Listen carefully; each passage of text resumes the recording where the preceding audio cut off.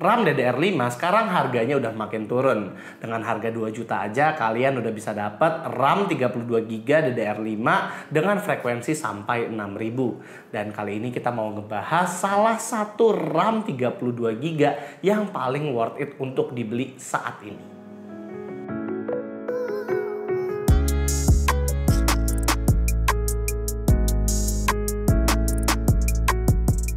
Ini adalah RAM Kingston Fury seri Beast RGB. Kingston Fury sendiri ada dua versi, yaitu Fury Renegade untuk kelas high-end dan Fury Beast untuk kelas mainstream.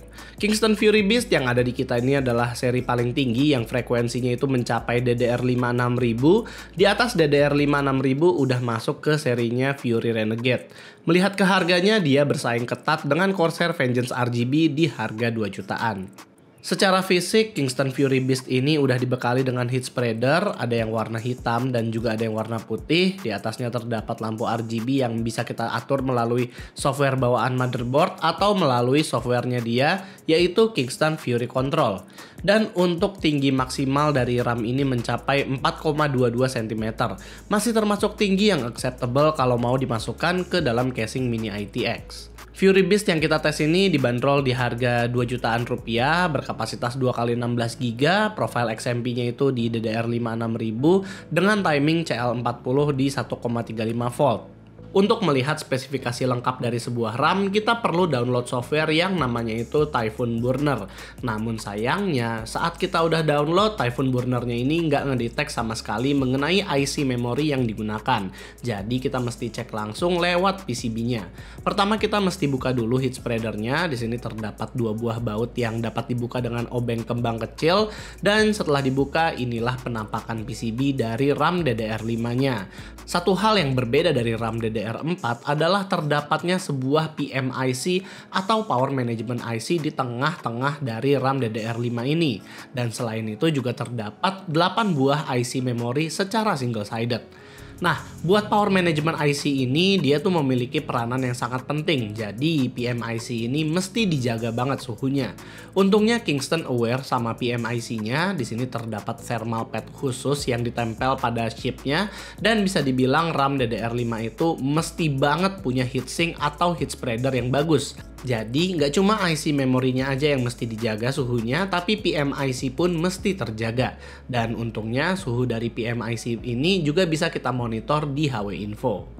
Selain dari IC dan PMIC, kita juga bisa melihat adanya 6 buah lampu di setiap sisi RAM ini. Jadi total ada 12 lampu per masing-masing modul RAM. Dan ini tuh cukup sedikit ya, dimana biasanya RAM yang agak high-end itu bisa mencapai 8 lampu per sisi atau 16 lampu per modul RAM.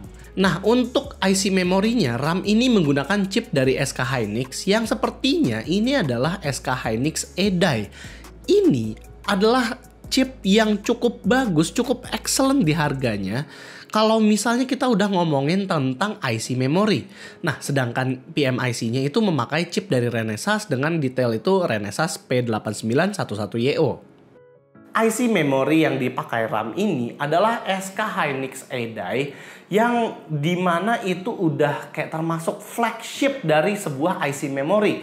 Dan ini membuat kita ragu dengan harganya. Kayaknya nggak mungkin deh IC memorinya itu pakai SK Hynix E-Die. Dan ini adalah sampel unit review yang kita dapat dari Kingston. Jadi kita nggak bisa konfirmasi apakah IC memori tersebut ada di unit retail atau tidak.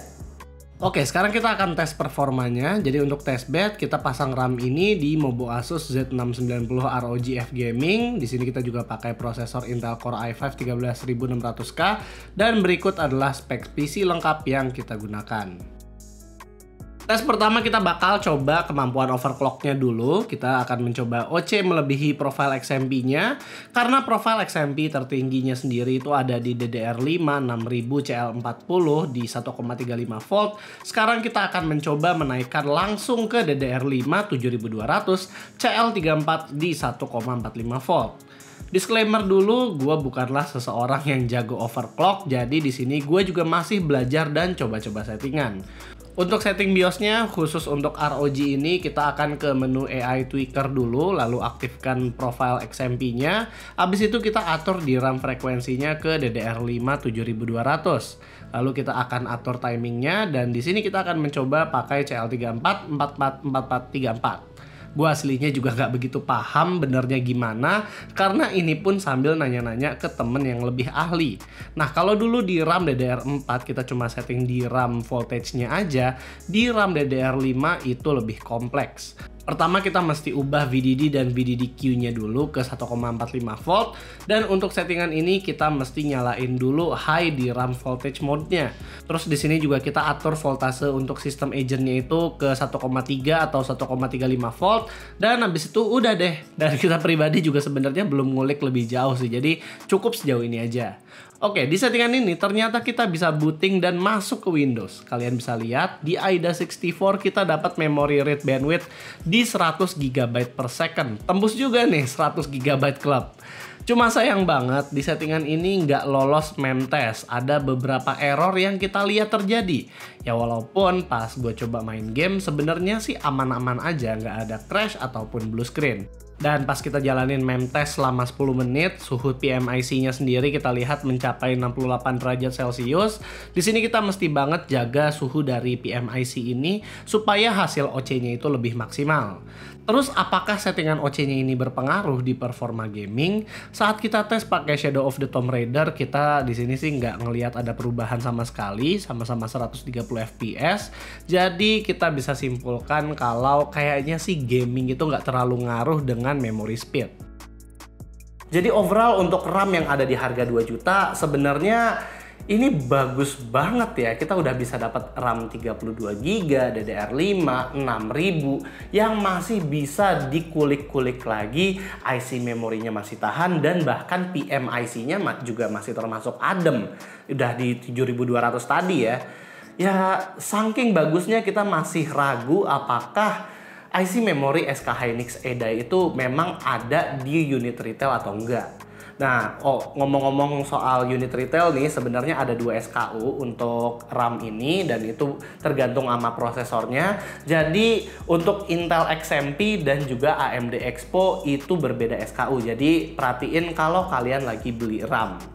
Nah, kalau misalnya kita ngomongin soal saingan-saingannya, sebenarnya dia ya bersaing ketat dengan Corsair, karena Corsair itu ada di CL34 di harga yang sama. Dan kalau kalian mau lebih murah sebenarnya ada 1,85 juta itu dapatnya Team Group yang kurang lebih sama, dia sampai DDR5 6000 juga. Tapi ya Kingston ini ada ciri khas tersendirinya lah. Jadi kalau misalnya kalian mau beli RAM, gue saranin sih sekarang, karena kayaknya bentar lagi harganya itu bakal naik. Itu aja sih video kita kali ini. Kalau kalian suka dengan videonya, jangan lupa untuk kasih kita like, share, dan subscribe. Di sini gue Rizky. Always stay safe and stay healthy.